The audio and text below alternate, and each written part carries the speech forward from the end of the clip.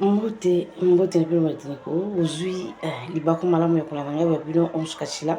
lelo mpenza na préféré to nasepeli kosala mwa video oyo ezala mpenza mokie mpo esala mwa bokasi to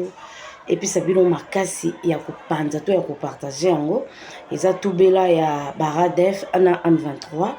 eza nini mpenza video oyo na kopropose te na kotindela bino yambo nameka koexplike bino mwa ndango pamba te nakomema kolakisa bino video oyo puis kotala kolakisa bino susu message fort oyo faci amekaki kosala na Brazzaville oyo amekaki te asalaki na Brazzaville tomeka kocompare yango na makambo ezosalama actuellement e na kati ya FRDC etuluku ya barwandais M23 radef basanganaki mpona koya komitika epai ya FRDC mpona koyebisa bango koloba nyonso oyo elekaka esali mpasi makasi kotala baafricain kolandisama na message ya Antoine Tshilombo Tshisekedi avant bamindele bamanipule biso moko non tomiyebaka te trahison ezeuta epa na biso suite ya nini ya ignorance ebele bana ebele balokoti na zamba na forêt na wapi mpona kotinda bango na este na likanisi ya kokanga Goma après kokanga Goma selon ndenge bakosaka bango so bakangi Goma bakoma bango nyonso bariche me na magie nini bokangi Goma bokomi bariche mbala moko esali esengo esali mpasi mpona kopesa exemple mosusu parce que message eza mingi na Swahili parce que toza na bato ebele bakongolais ebele oyo bamekaka kosunga biso na traduction mpona koyebisa biso mpo likambo Congo tolobaka chaque fois nalobaka chaque fois esengaka congolais nanu aza na volonté ya kosala mosala oyo biso na tosalaka parce que ozolala pongi te place nyonso ozali il faut yeba makambo ezokendele wapi ezokendele nini mpe na koki kokommunike na bayimboka peuple congolais en tout cas na kotika bino nanu tolanda message ya barwandais radef oyo baye bango moko mitika kotala elongi na bango lokola baza na problème ondie bana maladi mpo na bango na epi te eza koumela na zamba epi elieli na bango eyelakisaki baza nzala makasi mais quand même baza na kati ya esclavagisme ya kokosa bango mpona koboma bandeko na bango borécupere eloko moko bokomi bariche après bariche mais avant kozala bariche il faut bosopa makila en tout cas ezosala pasi eza ignorance oyo ezosala na Afrique oyo eza na kati ya Afrique tolanda nano message oyo epesa toli na baye nyonso oyo bazosalela Kagame sans le savoir ozosalela Kagame lelo kokufa kotikala na kati ya ekolo Congo bakokunda yo lokola nyama ta mosusu bakokunda yo te mais nzoto na yo banyama nde bakolia yango tolanda déclaration ya baradef M23 pour que nous mourions pour des raisons que nous ne connaissions pas. La seule grande motivation qu'on nous donnait, c'est qu'une fois que nous prendrons la ville de Goma, nous serons riches avec de bons salaires. En lieu et place de nous des salaires. Toroka ku M23 nikajirandre ku FRDC parce que nilikuwa natatizwa na bashefu yangu. Huko walikuwa wananitatiza kunipika kukula hatukulake. Nikaona mimi ile maisha sitaiweza, nikatoka huko. Hatukukuwa nalipiwa, ila tu walikuwa natumoralize ke tutalipiwa tukisha kamata Goma na minere ya Rubaya. Kumwanzo tulikuwa tunabaanimia, lakini kufatana na vita ginsi lijiderule tukaona hawana nguvu, kitumaini kwao kikakatika, cho tukabatoka. Mimi ninataka FRDC niintegre ili nigombanie nchi yangu na niokoe wandugu zangu ambapo wanatatizwa na jeshi ya Rwanda. Moi, Nkurunziza Juvenal, je sensibilise les militaires du Rwanda à ne pas sacrifier leur vie pour les intérêts personnels de Kagame. Ça ne sert à rien. Il demande aux militaires rwandais de venir piller la richesse du Congo, les minerais, avec la couverture, de venir protéger les Tutsis qui seraient marginalisés en RDC. Cela n'est que mensonge, car le pillage des minerais est la vraie raison de cette guerre. Lelo 10 minutes to slogan 10 minutes oyo tokobanda penza komeka kosala na mwa lombango esika nyonso toza pamba te naza mwa mosika na préféré nameka kolekisa video bongo te tomeka kokota na profondeur ya makambo epuis toyeba ta nini tokomi nango nalobaka chaque fois na ngonga oyo eza moto aforce ni poasa mabe te Congo oyo tozala jamais touta pamba kaka boye eza azar ka Congo esalama na ba richesse koleka mokili mobimba e batu nyonso baza na bosenga ya kokoma ba congolais koboma ba congolais bango moko po baya ko remplacer ba congolais et puis biso nyonso tango tosala religion kenkolo azalaka likolo tango tosambelaka c'est parce que toyebi puissance toyebi makasi na ye et puis lelo yo basine epesaka biso mayele kotala tofanda kaka boye basoda ebele parce que Nathalie na page ya FRDC na koti penda et na bandeko mususu batindela anga balia ya makambo ezoleka to bandeko bazana kati ya FRDC to singa bango bapesaka biso ba communiquer oyo officiel ya lokuta to linga kolekisa penza te et ça linga esengo kotala lelo yo FRDC ezo ko enregistrer ba rebelle oyo bango ba kei kokanga te mais ba rebelle bango moko bazui avion ba rebelle bango moko balongwe pa ibazalaka bakati na ngambo boye puis non seulement baza ba congolais mais na kati wana ba rwandais baza et puis zo sala sengo ndenge nini ko sala o ba ko bana swahili wana zo sala appel na bandeko nyonso bandeko na bango ba rwandais o bazo continuer ko sala la pona Kagame parce que Kagame aza moto sala la pona nkolo kufa pona nkolo rozwa lifuti nango soki ozuite mwana na bakoko na yo bakozwaka na place na yo osalela Kagame lelo zokufa lokola nyama abeleli na ba Rwandais nyonso oyo baza kosalela kona Kagame batire attention et puis ba misusu batika po bango ba ekomitika tala santé ya bandeko et osa pasi toganga ka to fingaka bango mais par ignorance moto mususu bato bazwa ngala ya kotanga ba misusu abotamaka na mayele na bango ba misusu soki aleki na école te bien a été le thé a rozala lolenge morona ba misusu te sikona wana baza bato motindo la motindo o baza na kati ya rébellion wana mwana moko atangi kela cité bazue kaka ba pesie balobi yaka to kende sika moko songolo pakala to komanda ko futa yo bazo pesa ye moi ba mies parce que kota la santé na bango kolia mbaba kolia on dirait ba sali ata 5 jours ba lia kate mais quand même bazo ko assurer bino bomengo oyo kolia pamba bazo ko pesa bino te ke soki to kangi goma parce que projet za fo bakanga goma lokola ba imposaka biso banda kala dialogue et simbaité siko posa na bango lokwa to komo kende na ba élection ba biki après ba élection to ko attaquer on les a vraiment tout ça comprendre parce que mingi ba koloba balobi FRDC zo sa elokote ba wazali onde ba meka ko simba tala ba meki ko pe mais za ko pe maté photo tala ka batanga bangonga yambo soki par exemple tonda kisa soki milule ko sama na ekolo Congo to monaka ezara batinda rabato moko pona ko saboter loko wana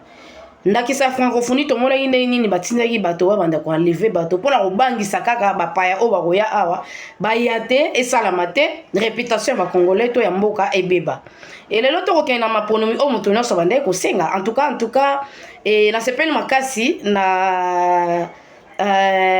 Sanko sali message mon kitoko pour na ko féliciter cour constitutionnel to sengi pe aboma vidéo ana après l'élection la publication pour basara batali boso ya ko critiquer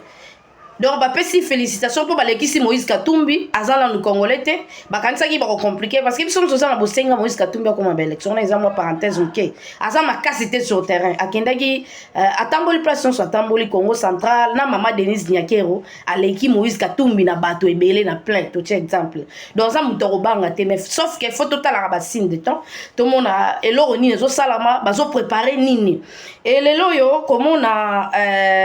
M23 a komi ko attaquer Rwanda azotinda baobi banda na Kigali ekota ti na est na biso akomi ko sala ba provocation mo bande ko sala yambo nani je francophonie salama nyonso na po to céder kaka na ba bêtise na bango to annuler ba élection to kotisa bato na bango baza na kati ya gouverner parce que plan ya bato nyonso eza bongo na ba senko banda ozela baboya candidature ya Moïse Katumbi comme ça bango babimisa bato quand même silence na bango banda ko observer banda kanisa cour constitutionnelle akolongola Moïse Katumbi na kati ya cour mais cour constitutionnelle atiki Moïse Katumbi to moni félicitations et wuti na senko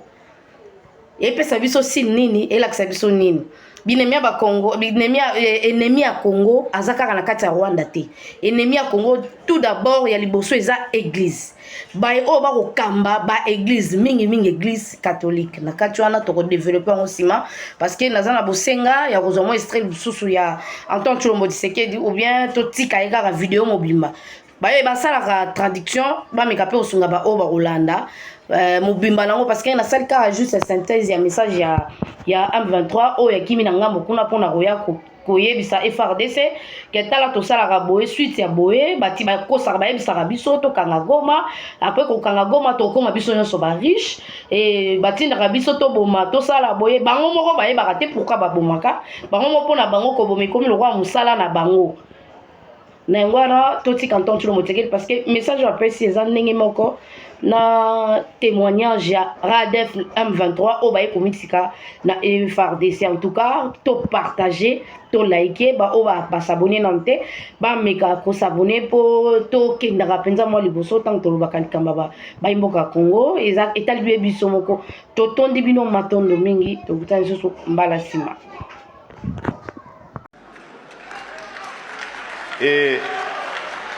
Et là, je voudrais vraiment m'excuser de tempérer un peu l'enthousiasme qui a été le nôtre lorsque nous avons suivi le président Ruto, pour dire, malheureusement, nous sommes loin de la réalité. Parce qu'en ce moment, par exemple, où nous parlons de ce sujet très, très important, hyper important, la conservation de notre biodiversité, de nos forêts,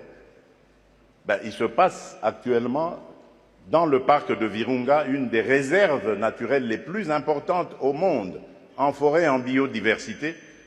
un activisme armé qui met à mal cet écosystème, qui le détruit. Et cela n'a pas été décidé à Washington, à Paris, à Bruxelles ou à Londres. Ça a été décidé en Afrique, et plus précisément à Kigali.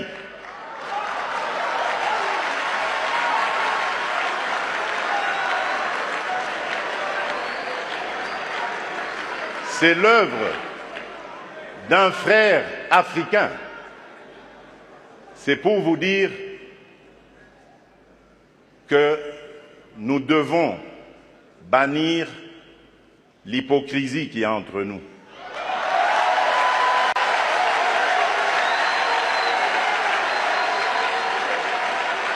Nous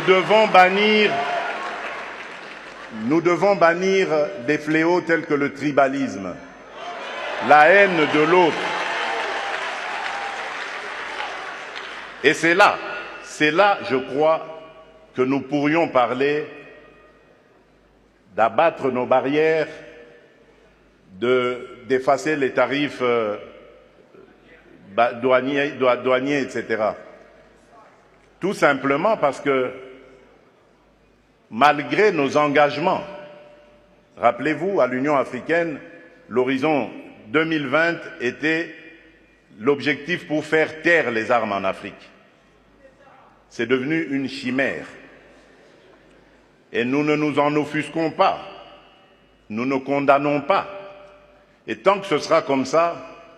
il faudra oublier toutes les bonnes initiatives telles que celles préconisées par le président Ruto. Nous devons avoir le courage de nous regarder entre Africains, les yeux dans les yeux.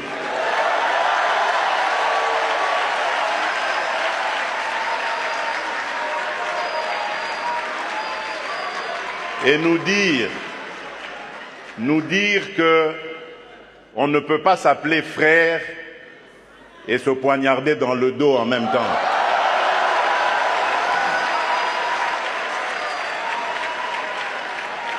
Nous devons arrêter de rejeter nos responsabilités sur les étrangers non africains. La colonisation, ça fait une soixantaine d'années qu'elle allait terminer en Afrique. Ceux qui nous avaient colonisés, divisés, aujourd'hui ils ont compris le sens de la paix. J'en veux pour preuve la France et l'Allemagne, pour ne citer que ces deux pays, qui étaient les meilleurs ennemis dans le passé et qui sont les meilleurs amis aujourd'hui, le moteur de l'Union européenne. Tant que nous ne réfléchirons pas comme ça, eh bien ces gens-là, ces amis, ces partenaires à qui nous rejetons toujours la faute, ils continueront à nous prendre pour des irresponsables, ils ne nous respecteront jamais.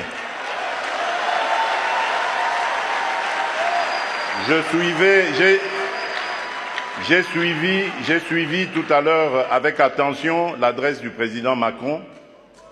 toute sa bonne volonté à vouloir venir dans des partenariats, mais j'ai tout de suite compris par son attitude que c'était du politiquement correct. Il n'en croyait pas un mot. Non pas parce que lui est menteur, non, loin de là. Parce que nous ne sommes pas sérieux, et eux le savent. Le jour où nous mettrons fin à ce à quoi nous assistons aujourd'hui,